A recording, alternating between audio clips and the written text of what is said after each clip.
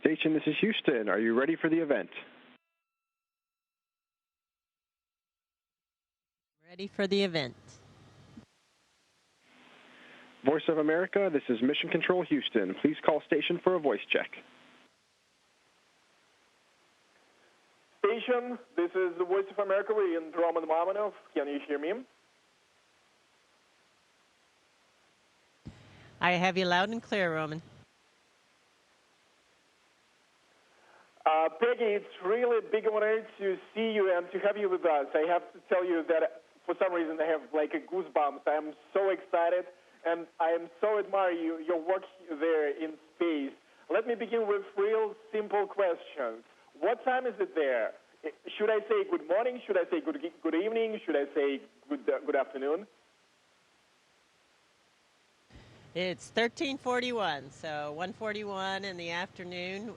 We run on Greenwich Mean Time here, getting up around 6 a.m. and going to bed around 9 p.m. in the evening.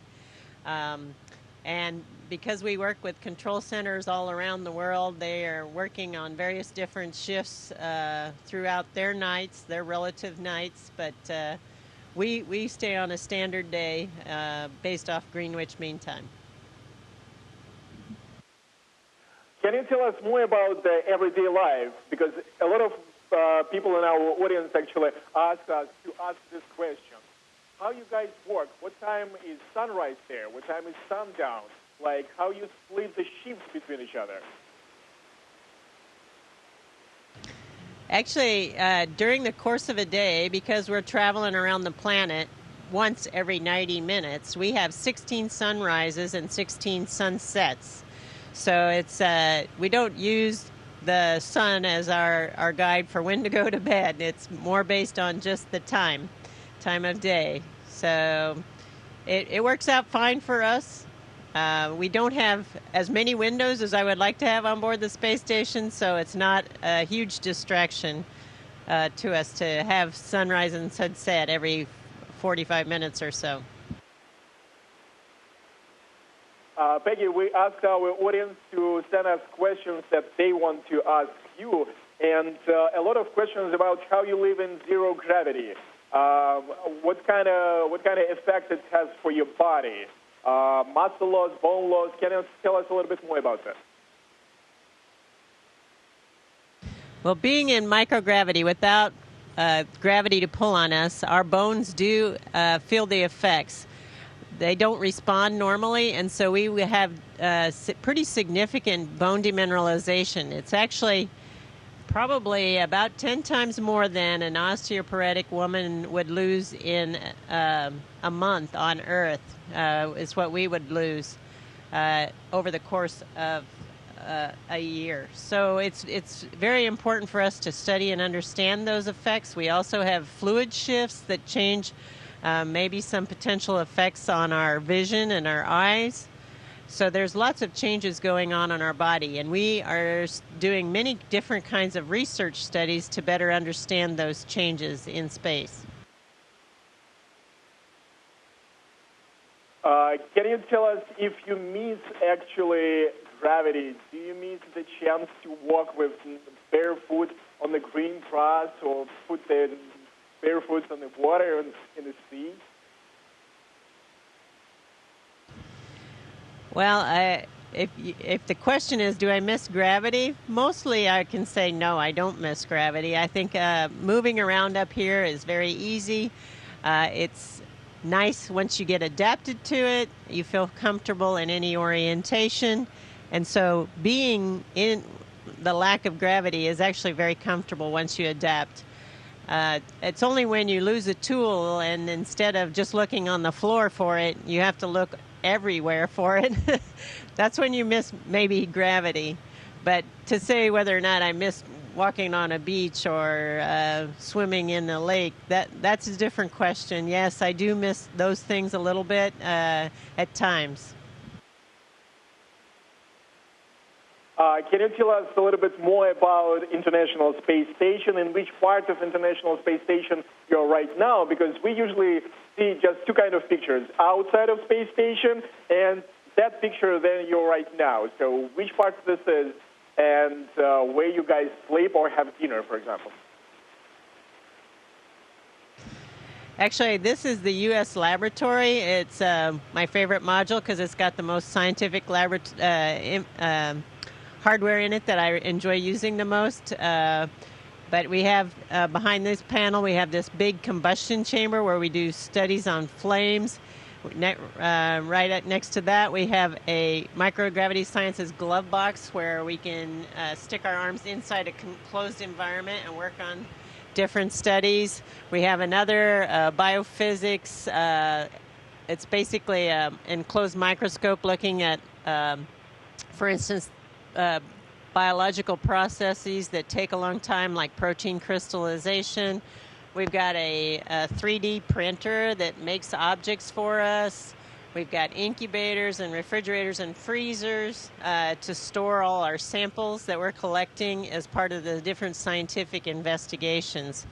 But the laboratories, most of the U.S. operating segment laboratories like this, and they were designed to be somewhat interchangeable. So a rack from this module can move to another module, and we can outfit it based on the scientific research that we're doing at the time.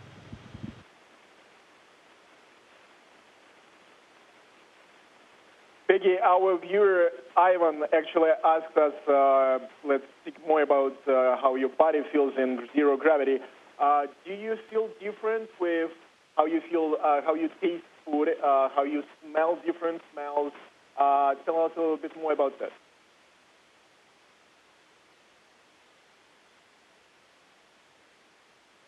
And I'm not quite sure I got that. Do I feel differently being in space? From a physiological perspective, it's not so much. Food?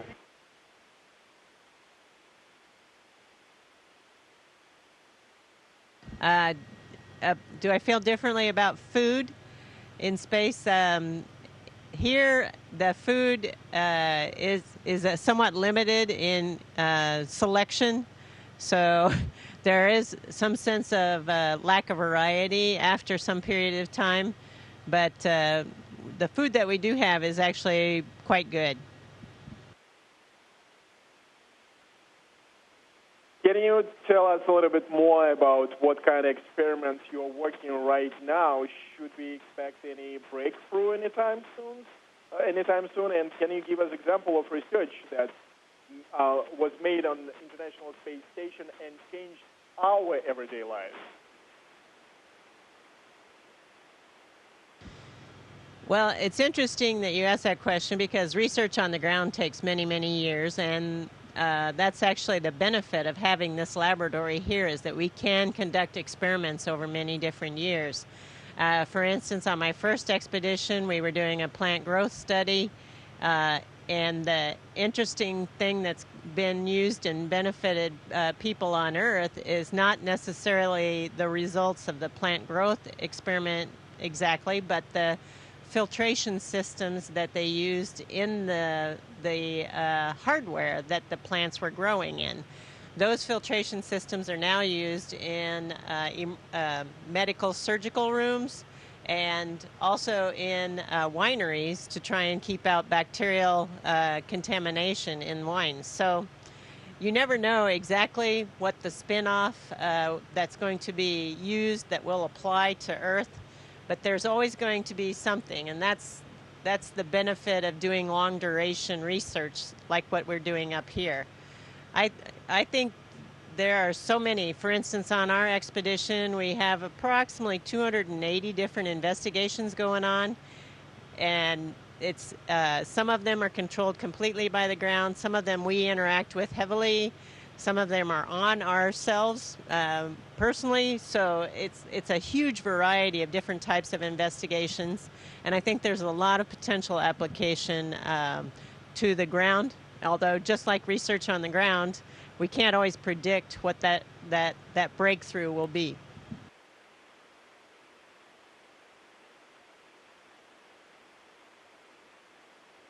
I have two follow-up questions, speaking about the filtration system. Speaking with President Trump, you said that there on International Space Station you treat chlorine and treat water so it's possible to drink it again.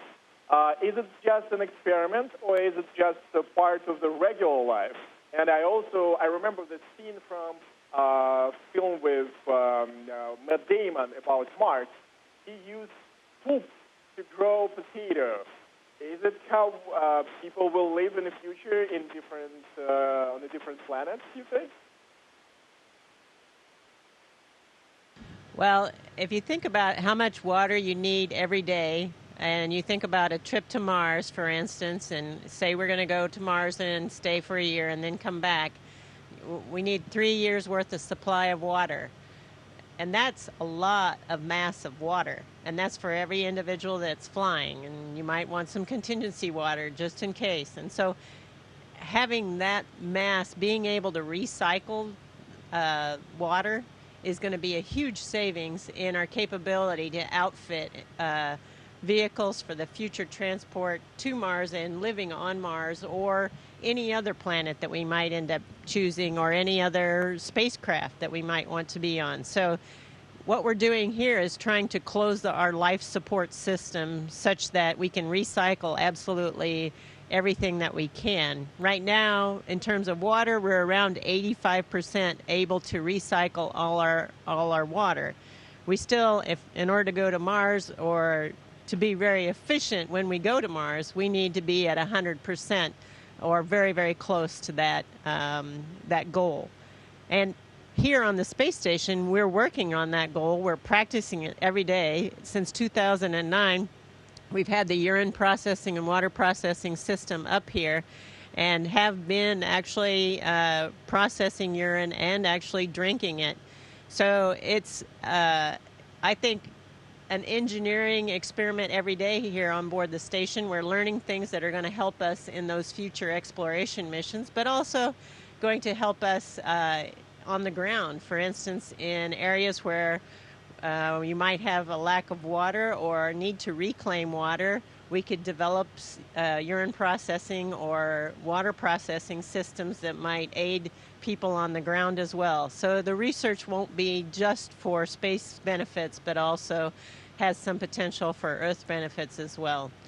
So I'm very happy that we're doing all this research here. You know, we take all our power is from the sun, and we use that power to break apart the water to make our oxygen that we breathe. The byproducts of hydrogen actually get recombined with the carbon dioxide that we clean out of the air and made back into water. It's a really cool process of recycling that we're doing here.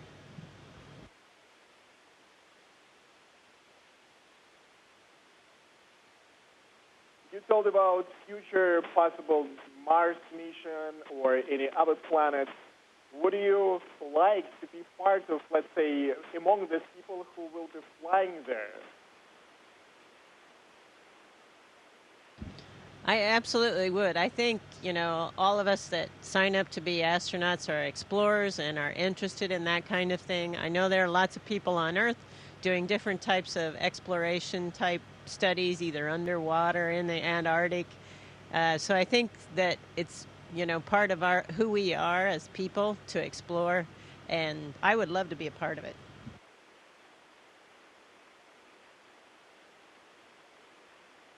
Let's speak a little bit more about everyday life on the International Space Station. Our audience asks us, do you have time to follow the news from Earth, political, economic, culture, or even showbiz?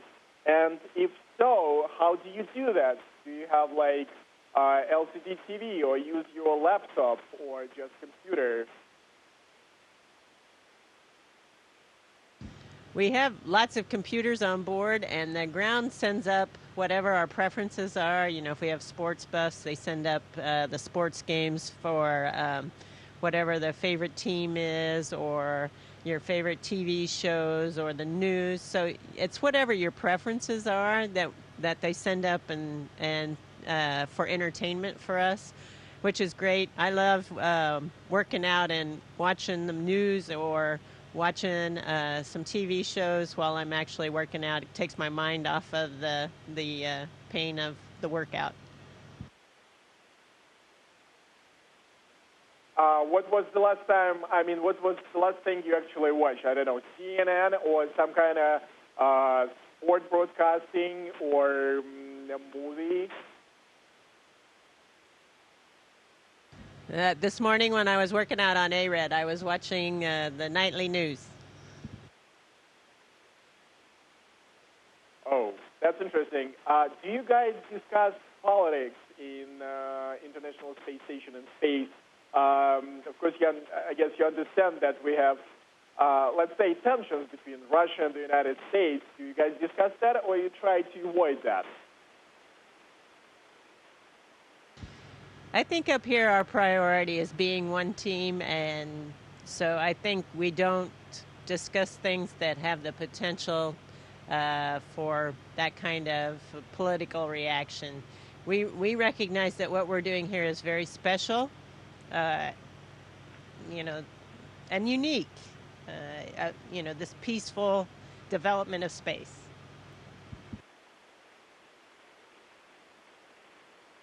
I have a very specific question from our audience. A lot of people believe in UFO.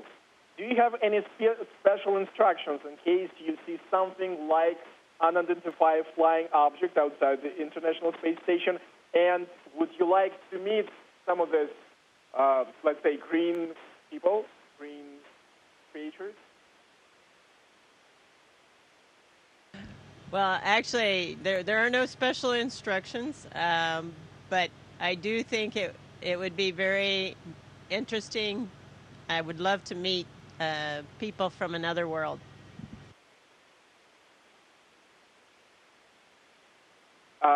Peggy, obviously, you guys there have internet and space, and you guys are very active on social media, on Facebook, Instagram, and YouTube. How does it work? Do you have just like a simple gadgets like smartphones, or like we all have here on the Earth? And what about Wi-Fi? Do you have like a regular Wi-Fi or special system? We have special networks up here that we can access. We can access the internet, but it's extremely slow. When we have a particular type of satellite coverage, we can access the internet, but it's extremely slow. In general, we tend to provide our inputs to be posted by somebody on the ground. So we give the inputs, send them down to somebody, because our email gets synchronized every time we have a KU, a type of antenna coverage that can get that information down to the ground. So that seems to be the most efficient at this point in time, since our internet is more like dial-up speeds. Peggy, I have a personal question. You have so many records. You were twice commander of the space station, commander of the mission expedition. You break so many records. Do you feel like you break the glass ceiling for women in space? You know, the records to me, I think, just represent where we are in the space program, and being able to represent NASA as a part of that, I think, is very special for me. And I'm thrilled to have had these opportunities, and I am sure that if we are successful in our programs, that my records will be broken, and that's fine. That's what it's about. Every day we should be setting new records, looking toward the next step, and expanding our capabilities and our knowledge. Пегги Уитсон, борт-инженер 52-й экспедиции на МКС. Госпожа Уитсон, я не могу выразить свою благодарность за то, что вы нашли время, и благодарность Хьюстону и НАСА за то, что мы смогли организовать этот эфир. Спасибо, что были с нами. Это был специальный проект настоящего времени МКС Live. Увидимся. Огромное спасибо. Station, this is Houston ACR. That concludes the event. Thank you, all participants. With Voice of America, we are now resuming operational audio communications.